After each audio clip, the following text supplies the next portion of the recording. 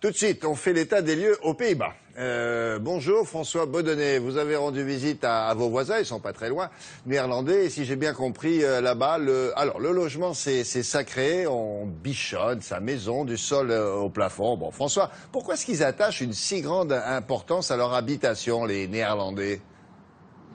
Bonjour William, eh bien effectivement les Néerlandais adorent leur maison, ils adorent leur appartement et en fait il y a deux notions, c'est à la fois un cocon et un château. Alors un cocon parce que la maison doit forcément être douillette, extrêmement confortable, on doit s'y sentir bien. Forcément William, le climat qui n'est pas tout à fait celui de l'Espagne du Sud joue sûrement pour quelque chose. Et puis également il y a la notion de château. Alors ce qui est très intéressant c'est quand on arrive aux Pays-Bas, eh bien on se rend compte que les Néerlandais ne ferment jamais les rideaux à leurs fenêtres. Je me demande d'ailleurs s'il y a des rideaux aux fenêtres. Et il y a une raison religieuse à ça. Regardez le reportage réalisé par Céline Gransart et Frédéric Furnémont. Le long des canaux d'Amsterdam, ces maisons traditionnelles du XVIIe siècle. Le temps en a fait pencher certaines, construites sur des marécages. Autrefois bâties pour de riches commerçants, ces maisons sont aujourd'hui habitées par des propriétaires qui les ont remises au goût du jour, comme Mélanie, qui a eu un véritable coup de cœur. Voici l'entrée de la maison 530 sur le canal du Keizersgracht. Des pièces immenses avec de hauts plafonds. Cette propriétaire a opté pour le mélange entre moderne et authentique. Voilà le point le plus haut de la maison.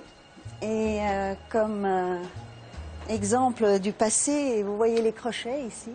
C'est comme ça qu'on faisait rentrer les marchandises à l'intérieur de la maison. Comme les escaliers sont tellement étroits et raides, il fallait faire passer tout ça par ici. Seuls les habitants le savent, mais à l'arrière de ces maisons se cachent de grands jardins.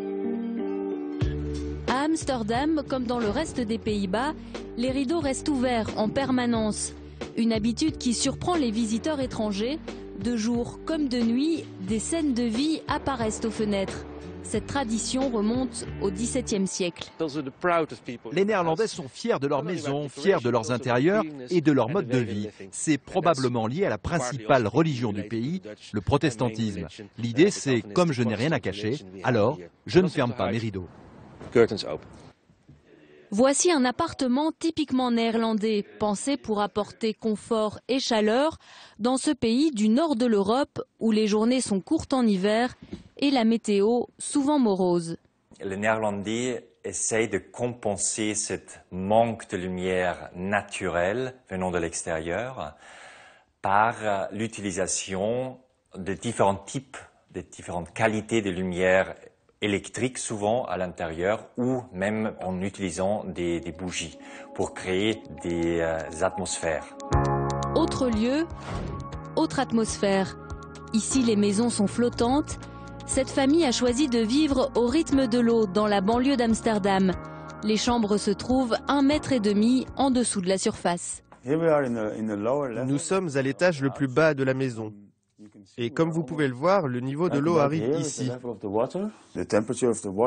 La température de l'eau rafraîchit la pièce en été et la réchauffe en hiver.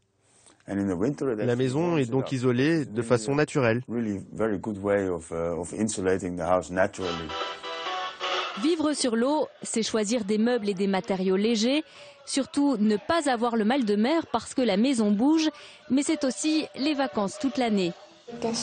L'été, je peux nager ici. J'ai déjà sauté depuis la fenêtre. C'est amusant.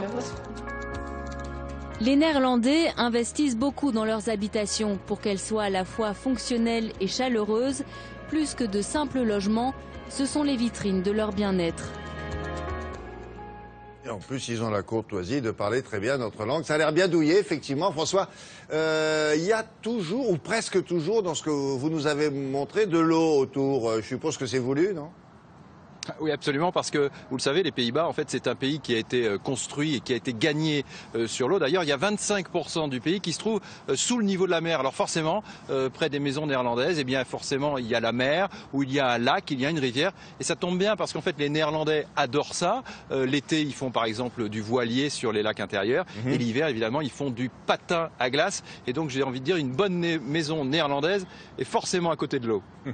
Dernière question, François. On a vu plusieurs intérieurs. Là, dans ce reportage, c'est fait pour, on a compris, les protestants. Est-ce que les maisons néerlandaises sont très différentes intérieurement des maisons françaises ? Oui, elles sont assez différentes. Moi, il y a deux choses qui me frappent. D'abord, elles sont très fonctionnelles. Vous savez que les Néerlandais ont un esprit très pragmatique et donc leurs maisons sont très pratiques. Et puis, il y a une autre différence, peut-être avec les nôtres, William, c'est la taille de la cuisine. Vous savez, les Néerlandais ne vivent pas pour manger, loin de là. Donc, leur cuisine est beaucoup plus petite en général que les nôtres. Ce sont souvent des cuisines américaines qui donnent sur le salon. Et ce sont les différences, deux différences principales avec nos maisons. Non, ici en France, pas possible. C'est la pièce principale chez nous. Merci beaucoup, François. À bientôt. Bon week-end.